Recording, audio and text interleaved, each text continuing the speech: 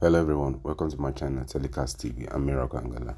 You're watching a conversation about one chance crime in Abuja, how the residents in Abuja protest and solutions were given on how to detect one chance vehicle and safety measures in place you could use to avoid being captured or being a victim. Endeavor to watch to the end. Subscribe, like, comment, and share your thoughts. Don't miss trending videos.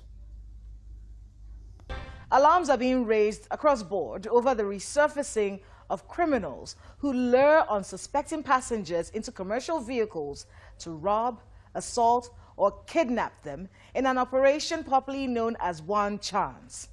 FCT residents worry that entering a taxi could cost you your valuables, your identity, and even your life. Please watch this. This is the sight at every bus stop at the close of business every day in the nation's capital.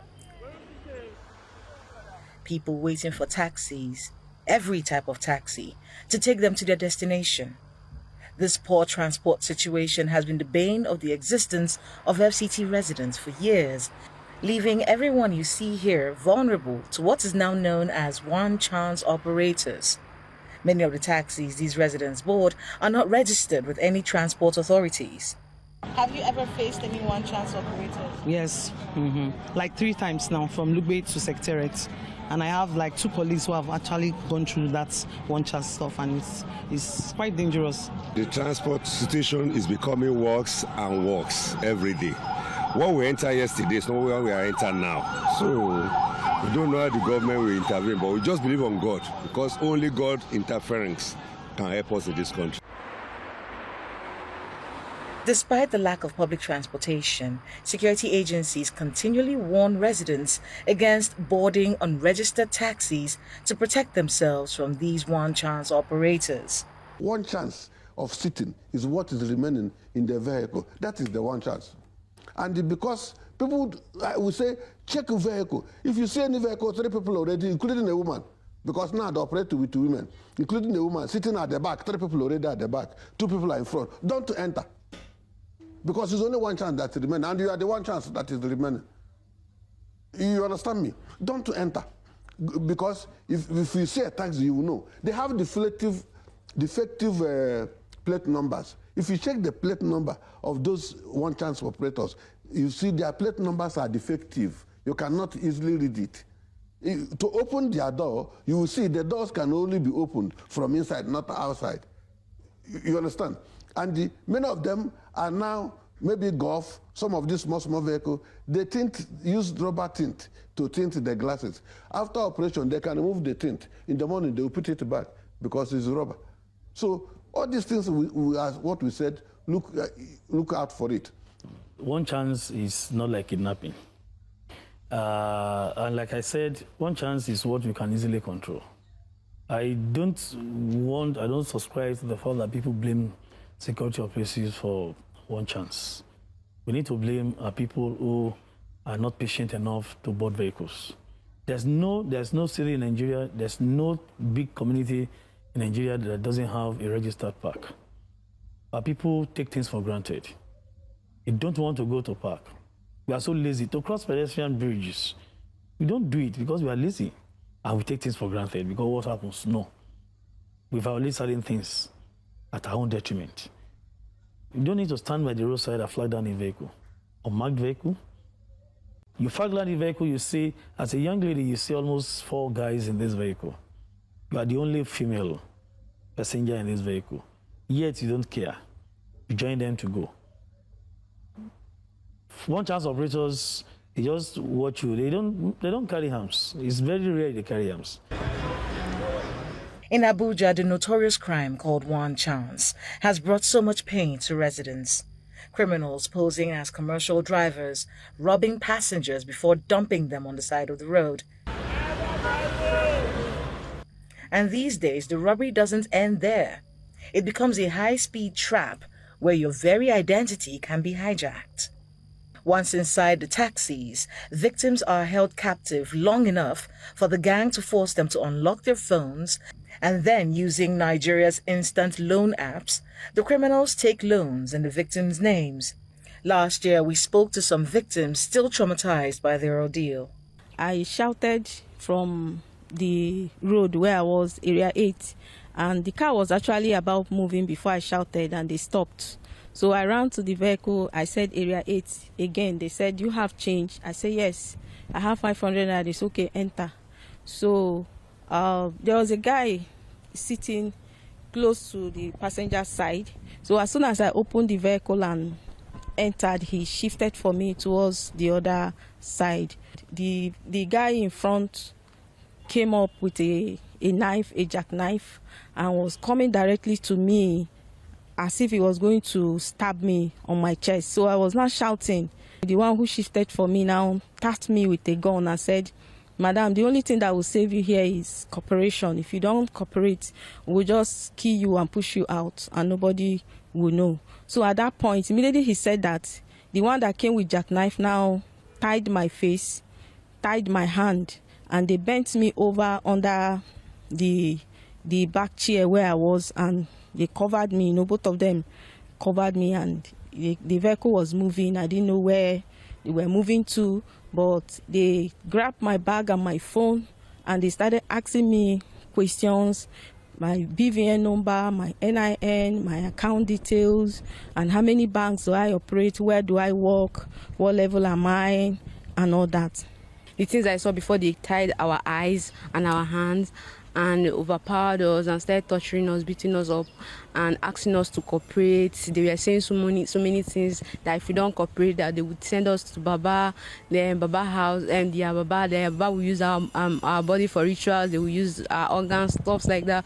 So out of fear, we gave them our password and stuff. So they now opened our phone, collected all the whole money in our accounts, in my account. They collected all the whole money in my account and went ahead to borrow loan. And even the loan I didn't even know that they already did that, because I think when they opened my app, they saw my BVN and all. So that was where they got the information from.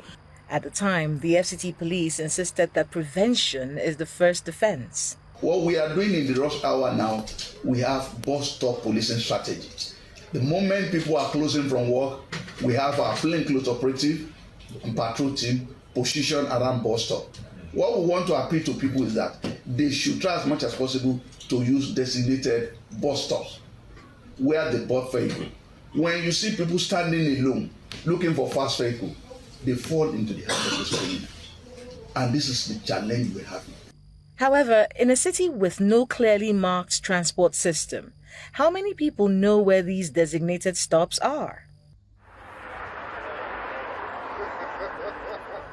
Recently, lawyers from the Abuja chapter of the Nigerian Bar Association mourned the death of one of their own, Miss Mediatrix Chigbo. Miss Chigbo, a former treasurer of the Abuja Bar, was killed by suspected criminals who engage in this one-chance crime. Her lifeless body was recovered on January the 7th, 2026, a day after she left her house for work along the Kubwa Expressway. Cases of one-chance robberies have resurfaced in the nation's capital following the Yuletide. These lawyers are taking a walk to the FCT police to call for action to address the situation. What are we asking for? Peace and love. Can I hear you again? Peace and love. What do we want? This incident of one chance, the police, we are not going to teach them how to do their job. It is their job to protect lives and properties. And we think that if they do it better, at least we can reduce it to the barest minimum. In just this week, we have had 2 incidents. What is happening in our transport system in the FCT? This is an urban society, for Christ's sakes, particularly the Federal Capital Territory. And we believe that if the FCT minister decides, all that needs to happen is for that decision to happen. If he decides and wills it, we believe that he will apply the same seriousness with which he tackles other things. We've seen the improvements in the state of roads in the FCT. Can we not have an improvement in security in the FCT? On the same day that the body of Miss Chigbo was discovered, another body was recovered in another location of the nation's capital. The body is that of a nurse with the Federal Medical Center, Jabi, Miss Chinemerem Chukwumeziem. Questions are asked as to why the security agencies can't trace these perpetrators. The modus operandi of these people is so basic that I don't know why they are not caught yet. The experience and my interaction with the person that this happened to in December, they took an ATM card and they used a POS to be drawing money from it. That is basic, that is so pedestrian, and I don't know, the money must have gone to an account. So why are the people not apprehended? Who is the owner of that account? Who subscribed for that POS? Those are basic things that could be traced easily. For the money, even if the money had been taken from that account, where was it transferred to? Banks are involved. These are transactions that could be easily traced. So I don't want to say that it begins to have an appearance that it's a security system even in self-compromise, that they don't really want to go to the root of this. The delegation is received at the headquarters of the FCT Police Command by the current FCT Police Commissioner, who pledges to ensure that justice is served. We've arrested some of them, so many of them, and we thought that we were getting to the root of it. But it's so unfortunate that of very recent, we lost these vibrant Nigerians in persons of Princess Chibo, and a nurse, Chinemerem. It is so very unfortunate. As painful as it is, we have decided to re-strategize, and we will continue to do our best to ensure that we send them completely out of FCT. We have, on these two cases and many other ones that have been reported, launched very serious investigations headed by the Deputy Commissioner of Police in charge of Criminal Investigation Department. And I am sure that by the grace of God, the investigation will lead us to apprehending even much more of those people. The FCT Police Commissioner, as his predecessors did, is calling on residents of the nation's capital to remain security conscious and vigilant, especially when boarding commercial vehicles. It is pertinent to note, however, that until technology demands more than a 4-digit PIN to open a financial life, and until Abuja commuters have a safe, reliable transport network, stepping into the wrong vehicle could mean you lose more than your valuables. As seen in recent events, you could lose your life.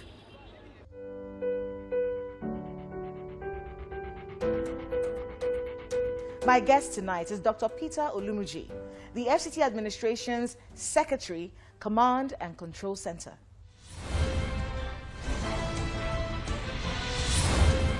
Dr. Peter Olumuji, welcome again to Dateline Abuja and Happy New Year. Happy New Year to you, and thanks for having me. I mean, it's interesting. We always start the year with you.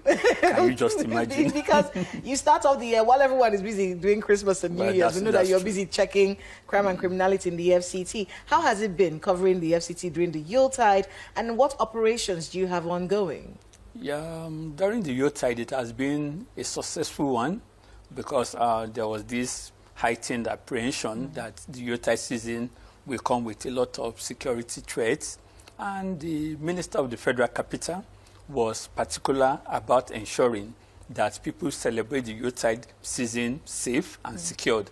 And they had to have emergency meetings with the security agencies, and the Commissioner of Police, FCT, assured him with all other service commanders that they will put in all their best to make every resident of the FCT enjoy the Yuletide. So there was no incident? And that happened. No incident at all? No incident at all. And that is because there's a strong synergy among the various agencies in the Federal Capital Territory. I see that your office is still, dismantling shanties and whatnot. And some of the complaints that people have about the dismantling of shanties, and we've talked about this so many times, me and you on this program, is the fact that when you dismantle those shanties, the places go fallow. And in a week or two, the people come back again and rebuild those shanties. And then there's also the question about the fact when you destroy those shanties, some people think you're basically unleashing criminals on the FCT residents because, where do they go to? They come and they start to sleep in motor parks and whatnot. But then our streets aren't safe anymore. When people's perception out there will come because some do not really understand how the security operations are being carried out. At every point in time, we just don't go into any place to demolish shanties. It is always driven by high level of intelligence gathering that have been made. And what the FCT Police Commissioner focused on more is preventive and preemptive measures in tackling security. So under the Operation Sweep, which is one of the main operations that is ongoing right now, yes, you know, under the Operation Sweep, the mandate is to ensure that the residents of the FCT will have a peaceful time in the FCT, and they have various objectives. And part of the objective is the removal of shanties. These shanties, we all know, harbors criminal elements. And if you allow these criminal elements to remain there, then they are the people that start to attack the residents. So what do we do? What we do now, based on the intelligence-driven actions, we go in there and remove them. And to a large extent, these criminal elements do not remain in the FCT. They move out because they FCT go back to their state or wherever they want to go, but not in FCT. But most of the time, people think, oh, when you remove them from point A, they go to point B. No. Yes. And again, I want to also restate here, just like the Honorable Minister have said, somebody has been given a plot of land, you have refused to develop it, then these people that build shanties now come there to hibernate. Now, if the minister decides to revoke such a land, the news we hear out there will be totally different. Nobody will link it to insecurity. So that is why we are using this medium to encourage those who own plot of land that are undeveloped to start to develop them. When you do this, as you take over, occupy those areas, these bad boys too will not have a safe haven to stay. The Nigerian Bar Association recently had a protest march, and rightfully so. One of their colleagues was killed during these one chance operations. They're basically robbers and kidnappers. Yeah. It does feel like, and then of course we heard about the nurse who was also killed by one chance operators. It feels like it's rearing its ugly head again in the FCT. Well, it's very unfortunate that those two incidences had to come up early this year, and all the success stories that were recorded, it's as if we've not done anything. But notwithstanding, if you look at October to December 2025, over 41 kidnappers were apprehended. And if you also look at within that same period of 3 months, over 12 one-chance operators, syndicates, were busted and apprehended, and 8 victims were rescued. One basic thing you should know, that nobody is happy that such an incident occurred. We felt very, very bad. And that also caused that we are going to redouble our effort, and that's what we have been doing. In fact, we realized that people are not taking personal security very, very serious. We are not saying the incident that occurred to these two beloved sisters of ours is because of that. But we want to also use this avenue to advise people to take personal security very serious. Just like I tried to carry out a social survey, during the period. Firstly, I got a commercial vehicle, a painted Abuja commercial vehicle with a friend inside. And we said, okay, let's go around and let the driver pick up passengers. And 1 or 2 people entered, females, and all through the journey of 15 minutes, they were all on their phone, chatting on WhatsApp and the rest. Then we also did it with an unpainted vehicle also. And the result was still the same thing. Now, why am I bringing up this? What that simply says is that most people are not conscious of their environment, especially when they are inside a commercial vehicle. And these people try to look at vulnerable people that are not really conscious of aware of the environment. And that's when they can spring these surprises. And we also want to advise, anytime you find yourself in such a difficult situation, try as much as possible not to struggle with them. Just like the popular saying goes, it says, do not struggle with a man with a gun. Likewise, if you find yourself in such a situation, let your safety be number one. And how can you stay alive? Yes. Not to cut, because I don't want to miss that point. Okay. The people who allegedly carried out that one chance operation on the barrister, I hear they've been apprehended. Yes, at least 3 of them have been apprehended. They confessed? Yes, they confessed that they are the one that committed the crime. And also, part of what they talked about is that the barrister was not cooperating with them. And That is why they did that. So we are using this medium to also advise. If you find yourself in such a very tight situation, just cooperate with them. And one good thing is that when you do that, after you have been released and you give law enforcement information, they will continue to track them. What law enforcement did was to use the woman's phone, the barrister's phone, to get these suspects who have surely confessed. And investigations are still ongoing to apprehend others too. Now, if you look at one of the new directives by the CBN towards the end of the year, they talked about every POS operators that they should be registered, and they have some guidelines. Now, for this particular one, the police, through interagency collaboration with the CBN and the rest, that's when they were able to make that arrest. And for the transfer, because one of the things we've even heard is that when they abduct such a person, they start to tell you to call your family members, yes. They transfer money into your account, and they use POS to do that.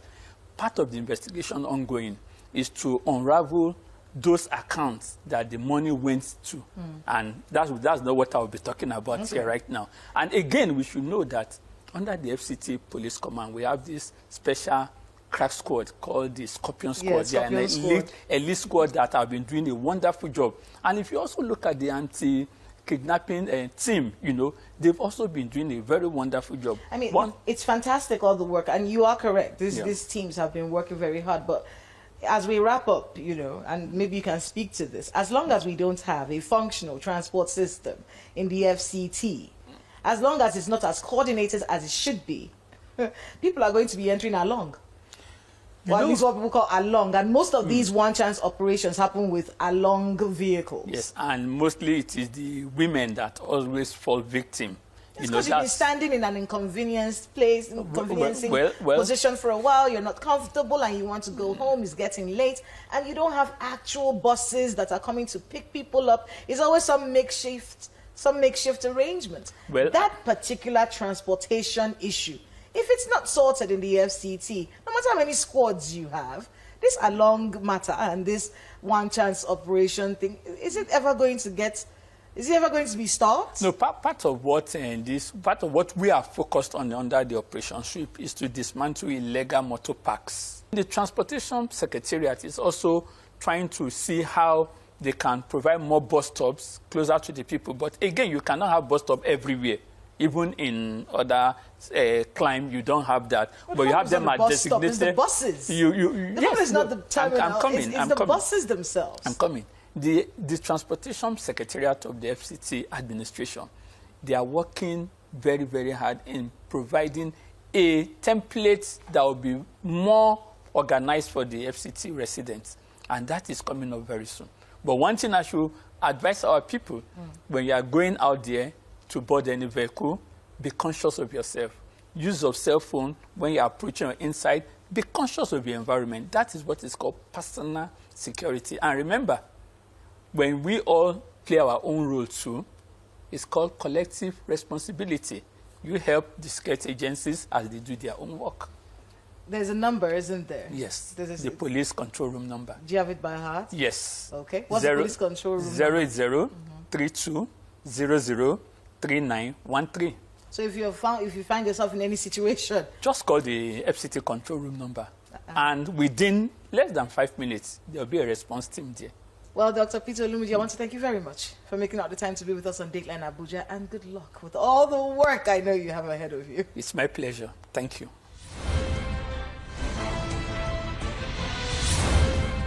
Thanks to my guest and to everyone who spoke to us today on the program. Please be safe and let us know the happenings in your neighborhood using the social media handle showing right now on your screens. Thank you so much for watching. I'm Kayla Magua.